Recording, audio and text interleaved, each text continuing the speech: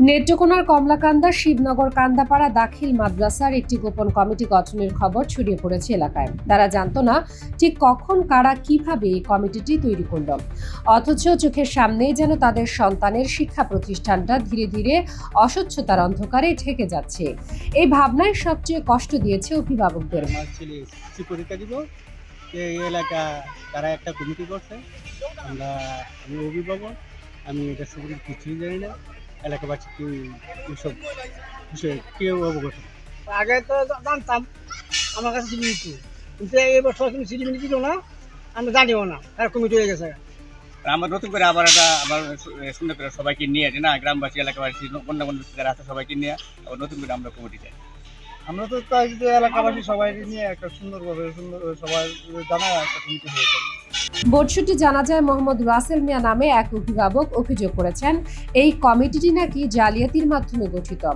Voter তালিকা তৈরি হয়েছে গোপনে, মাদ্রাসার ভারপ্রাপ্ত সুপার ও সভাপতি মিলে এক প্রকার চুপিসারে সবকিছু সেরে ফেলেছেন। আমাদের মুরব্বী হিসাবে, সিনিয়র হিসাবে আমাকে প্রতিনিধি থাকতে হবে। আমাকে বলছে যে আমি এটা করবেন যে এইভাবে কমিটি হয়, এটা নিয়ম মাফিক মেনে অনুযায়ী আমি আগাইতেছি। আপনারা কোনো সমস্যা হইতে না। নির্বাচন তো আর এনে ফলাওভাবে করে না। এই কমিটির এই প্রতিষ্ঠানের দাতা সদস্য আমরা, দাতা প্রতিষ্ঠানের সর্বোচ্চ দাতা হইলাম আমরা। এই প্রতিষ্ঠানটা আমরা করছি, কিন্তু আমরা এই বিষয়ে কোনো অবগত করছে না, জানাইছি না, অভিভাবকরা জানাইছে না, এলাকার কোনো লোক জানে না। গোপনভাবে, একবারে গোপনভাবে কমিটিটা করছে। অভিযোগটা এতটাই গুরুতর ছিল যে গত 7 অক্টোবর মাদ্রাসা শিক্ষা বোর্ডের রেজিস্ট্রার প্রফেসর সালেহ আহমদ নিজেই একটি নির্দেশনা পাঠান উপজেলা নির্বাহী অফিসারকে।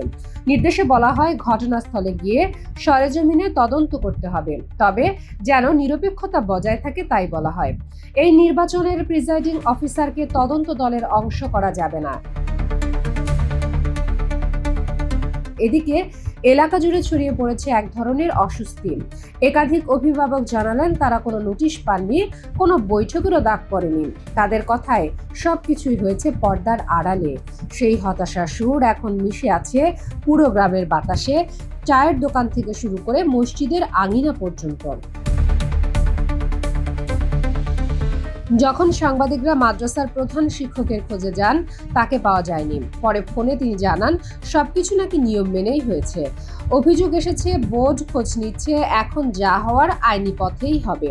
তবু এলাকাবাসী শান্ত নয়, তাদের চোখে দেখা যাচ্ছে একরাশ অনিশ্চয়তা, ক্ষোভ আর একটা প্রশ্ন, যদি এই কমিটিটি সত্যিই গোপনে গঠিত হয়, তবে সেই শিক্ষার পরিবেশ, স্বচ্ছতা থাকবে কোথায়?